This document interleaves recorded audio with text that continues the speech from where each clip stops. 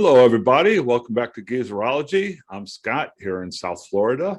There's my friend Bob up in Kansas City. Say, Bob, wish me a happy hurricane season. Scott, have a happy hurricane season. Better you than me. Thank you. As we take this hurricane season, just started yesterday, and we've already got one that we have our eye on. So, you know, we're in for 6 months of some fun. Okay, Bob is here today. He wants to do a video in our series, New Music from Old Friends.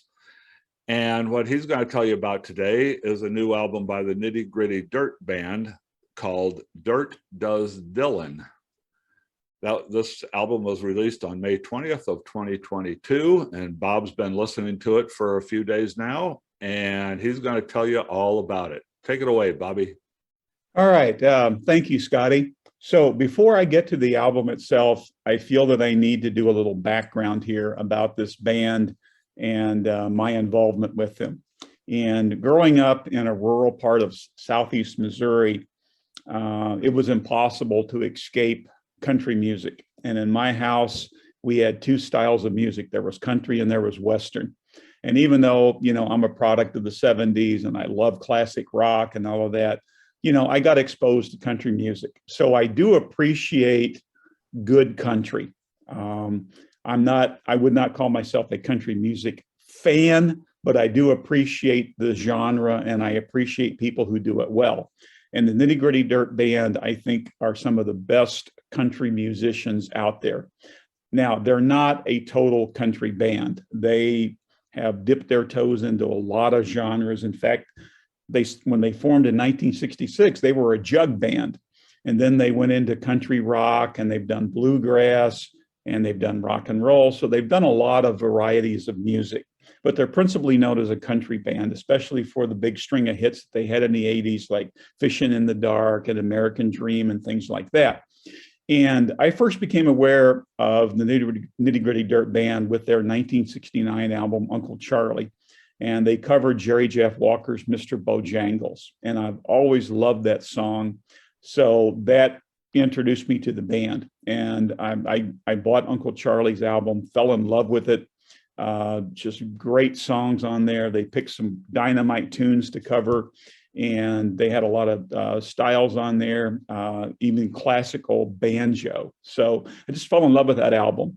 And then they did 1972's landmark Will the Circle Be Unbroken album, where they went to Nashville and they recorded traditional country music with traditional country performers like Roy Acuff and people of that generation. And that was just a landmark album, and it's in the Library of Congress. And they've had a great career. They were the first US band to tour Russia, a lot of things like that. So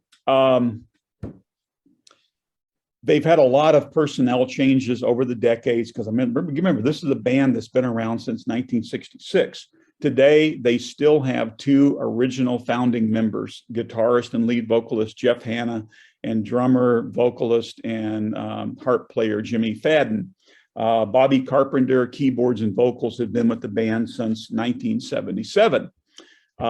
Sadly, an original founding member, John McEuen, the guy known as the string wizard, you know, who can play virtually any stringed instrument out there, left the band for good in 2017, citing some contractual differences and some other issues. And then Jimmy Ibbotson, a guitarist, songwriter, and vocalist, who had joined them in 1969 for the Uncle Charlie album, left around 2004. And I had always loved Ibbotson's vocals, his songwriting, and he left kind of a void in the band. And I saw them perform after Ibbotson had left, and it just wasn't quite the same, because initially they weren't doing some of his songs. And then when they did do them, it wasn't Ibby singing them. And anyway, then when John McEuen left, I sort of lost interest in the band. And Dirt Band has always had a strong connection with Kansas City. In fact, parts of their live album, Stars and Stripes Forever, was recorded at the Cowtown Ballroom here. And so they come to Kansas City virtually every year. And it's just, they've got a long relationship here with them. And after Ibbotson and McEuen both left, I didn't even bother to take in a concert from the band. And I've seen them probably about 10 times. So anyway, they added 3 new people. They added Jaime Hanna on guitars and vocals, and he is actually the son of Jeff Hanna. They added Jim Photoglo on bass and vocals, and he was actually the songwriter, one of their big hits, Fishing in the Dark. And then they added one more person, Ross Holmes, on fiddle. So it's a 6-piece band now, and I have heard some of the stuff that they've done. I've seen some concert videos. And yes, musically, they're very talented and they're still a good band. But when a couple of my favorite members had left, I just kind of, didn't have interest in the group anymore. So then I hear that they're going to be releasing a new album. So I thought, okay, I'd be interested in hearing what they're going to do, because their last album was 2009's Speed of Life. So there's been a long void where they haven't done anything other than just, tour constantly. They did put out a 50th anniversary album back in 2005, where they recorded it from in Nashville and brought in people that had been part of their story over the decades. But this was going to be their first new studio album since 2009. So I was kind of excited to hear what they were going to do. Then I learned that they were doing an album of Bob Dylan songs. So they were going to do covers of Dylan songs, and the album wound up being titled Dirt Does Dylan.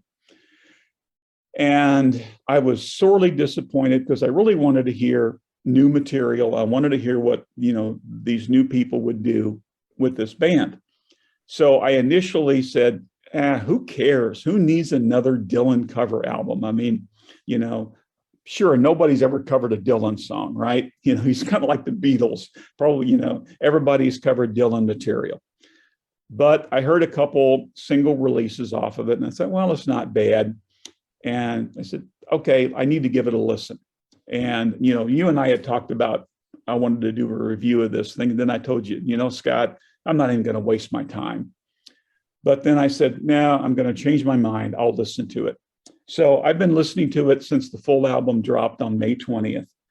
And I've got to tell you, I'm really learning to like it. I'm learning to appreciate what they've done here. And yes, they're covering Dylan songs that we all know and that we've heard many, many times before. But they have really made them sound fresh. And they've done a great reinterpretation of a lot of these Dylan tunes. And Bob Dylan, in my opinion, is a genius, but he's a flawed genius. And I either love Dylan or I hate him. There's not a whole lot of in between. Fantastic songwriter until he's not. He's a very lyrical songwriter until he gets off into these weird esoteric tangents where the stuff he's writing doesn't seem to make any sense to me. There are times when Dylan is an incredible performer, in my opinion, other times when I can't stand to listen to him. So if we were to be honest with ourselves, we would probably say that a lot of times other people doing Dylan does better justice to Dylan songs than Dylan does. For example, Jimi Hendrix with All Along the Watchtower, or the Byrds when they did Mr. Tambourine Man. So reinterpretation of Dylan songs sometimes is not a bad thing. So I started listening to this album, and as I said, it has really, really, really grown on me. And they do some great cover versions of these songs. And the band they stayed in the 1960s when they picked Dylan's material, except for one song, Forever Young, which is on 1974's Planet Waves album. Other than that, they stayed in the 60s. And they managed to pick some of, I think, Dylan's most lyrical works.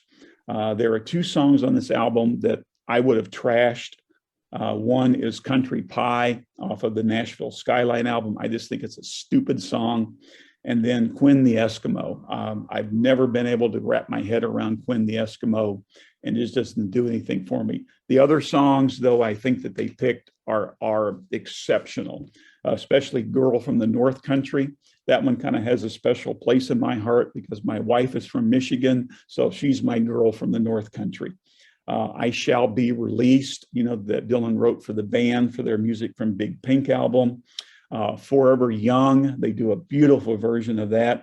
And then probably one of Dylan's best songs, in my opinion, The Times They Are A-Changing. And they did Don't Think Twice, It's All Right. Tonight I'll Be Staying Here With You.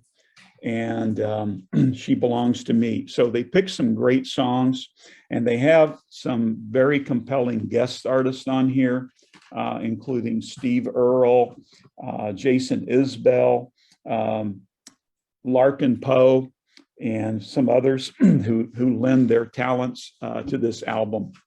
And so they kick out with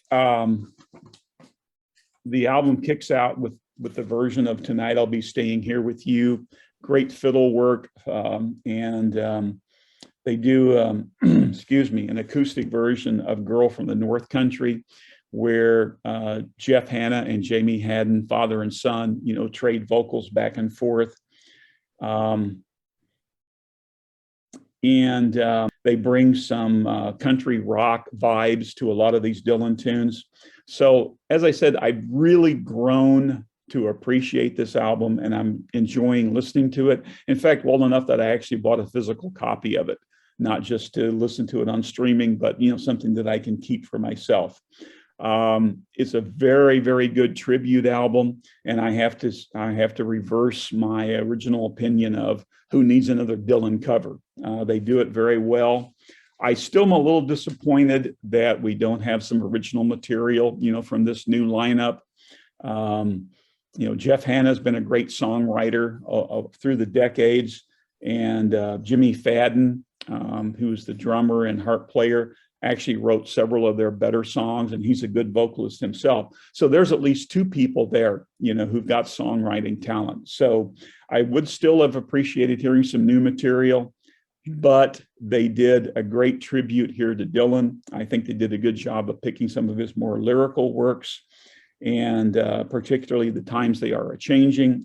In some interviews, they mentioned about the timelessness of that song and how it's still relevant, in today's turbulence of our country. And even if you are familiar with these songs, which we probably are, because you can't escape Dylan's influence, there's a good vibe to this. There's a nice, clean, sweet vibe to this music. And even though a couple of my favorite members of the band are gone, the new people they've added are talented, and these are still good people with some great musicianship behind them. So I urge you to give it a listen. I had to swallow my pride and listen to it, and I'm glad that I did. Yeah. This was issued, I see, on their own label. This wasn't issued by any established record label, and I say that because it was really tough for me when I was going in and trying to do a little research here. There's not much information out there, like the normal sources for to find credits just don't have anything, But I did find a couple of articles about it, a couple of reviews and things. So I do see that there, the guest stars on here. A couple that you missed are Rosanne Cash and Steve Earle. The Times They Are A-Changing has Jason Isbell, Rosanne Cash, Steve Earle, and The War and Treaty, which is a husband and wife duo, Michael Trotter Jr. and Tanya Blount. And then the sisters, Rebecca and Megan Lovell from Larkin Poe, they do lap steel and harmonies on I Shall Be Released. Yeah. So the rest of the cuts on here is the band, but they got the guest artists on those two tracks. Okay, so as one of we've reviewed a couple of new albums recently where like every track had a different guest artist on it, but this isn't that. This is just there's a couple of tracks where a few people come in. And, okay, now you've got different lead vocalists. Like Bobby Carpenter, the keyboardist, right. But they're all band members. They're all band members. Right. So there's, yeah. Yeah, anyway, I just wanted to get that out there. Yeah, I did give it a couple of listens, not a couple of close listens. So and I don't disagree with much of what Bob says, but just to say, but you know, Bob knows this band. He's familiar with the band and their history, as he just told you, and he's a fan of this genre of music to an extent. And I'm not. I'm none of those. So Bob's Bob's opinion and his review and what he thinks about this is a lot more valid than what I have to say, because I just gave this a couple of quick listens, mostly in the background. But after listening to this a couple of times, there were just two words that came to mind that described this performance, right? This album. Number one was competent. You know, it sounded like it sounded like a bunch of competent musicians, you know, doing a competent job, and you know, no technical mistakes or anything like that. And the other word that I came up with was unspectacular. Yeah. It's again just with a couple of quick listens. And you said that you know that it didn't really grab you at first, but it was a grower. You know, that the more you listen, the more it grew on you. So I can't say that wouldn't happen to me if I spent more time with it, but just my first listens, competent and unspectacular. It just, yeah, there didn't seem to be anything particularly interesting here to me on the first couple of listens. And also not being much of a fan.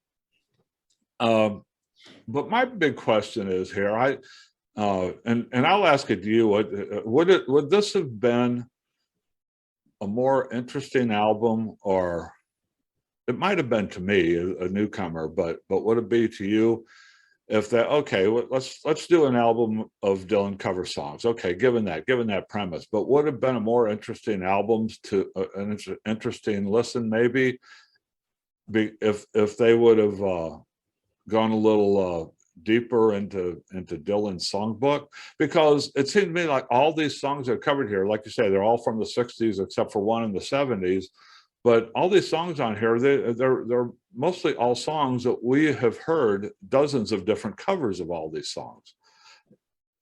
You know, Dylan's 60s output and his early 70s output, you know, people have just covered these things.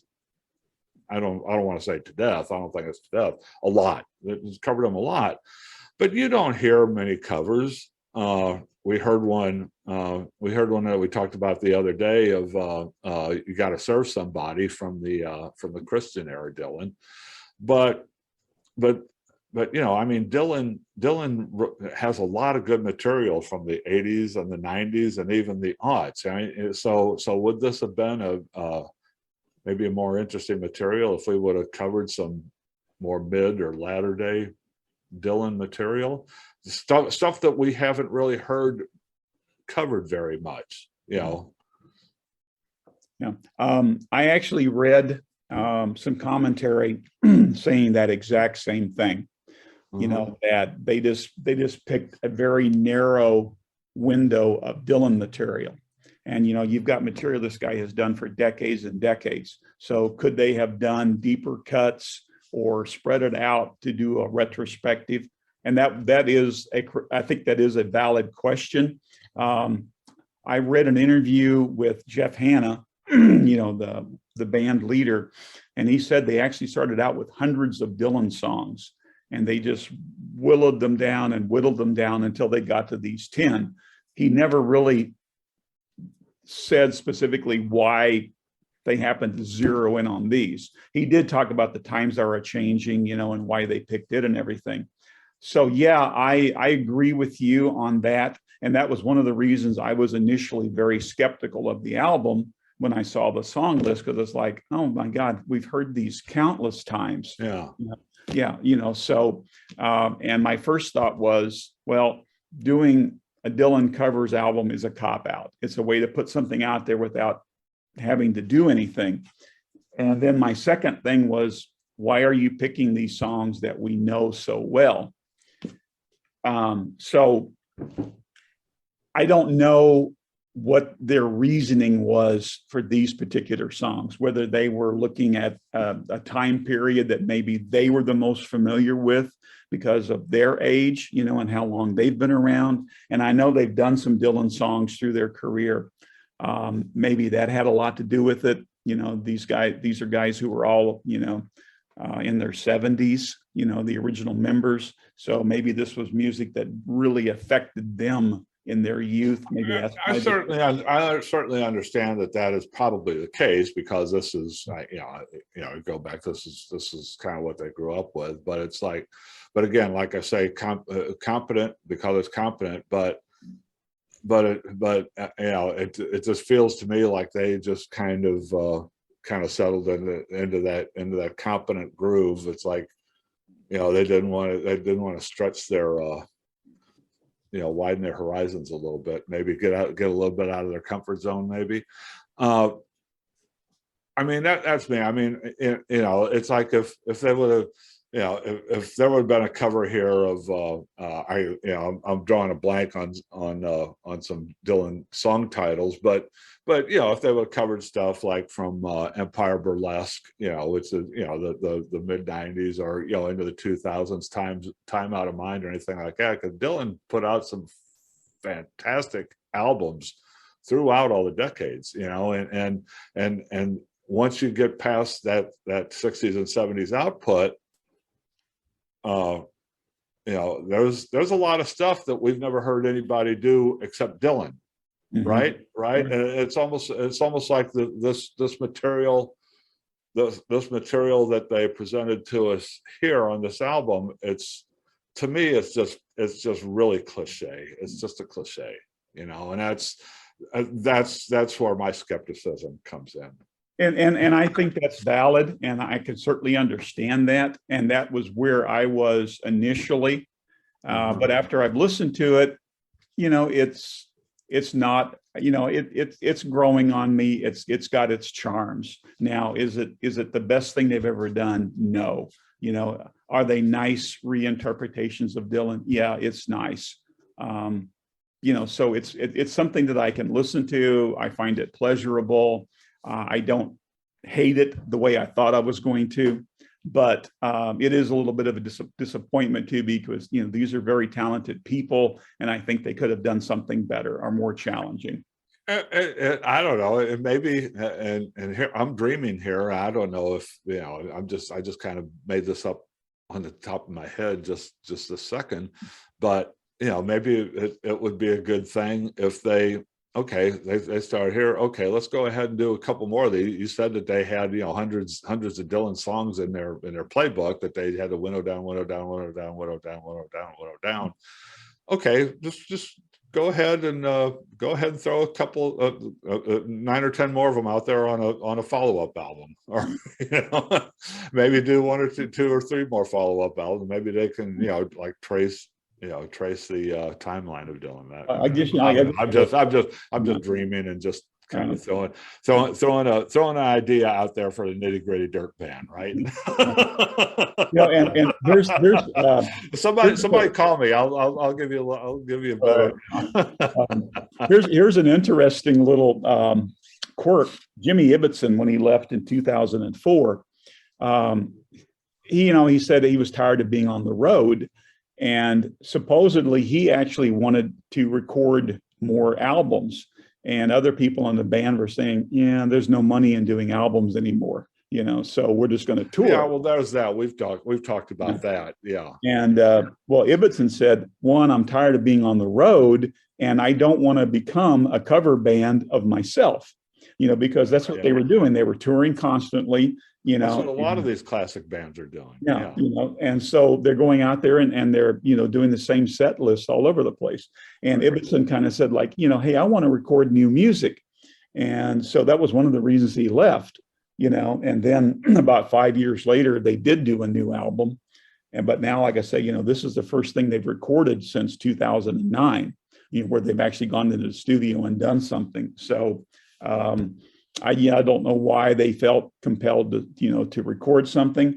I hope it works out for them, and I hope that maybe they find their way back into a studio again. Okay, everybody, thanks for listening to us. We love bringing this stuff to you to talk about the things that we're learning. And we like to share our thoughts with everyone. That's why we do this, and we do appreciate that you stop by and listen to us every now and then. So keep coming back. Hit that subscribe button to let you know when we have something new out. We do a lot of new stuff about old music ourselves. Pretty much every Tuesday and Friday we get a new video up there. Hit the subscribe button so you know when we have something new. Check out our blog at www.geezerology.com, where we do some writing instead of talking. And we appreciate you listening. Thanks, everybody. Talk to you again.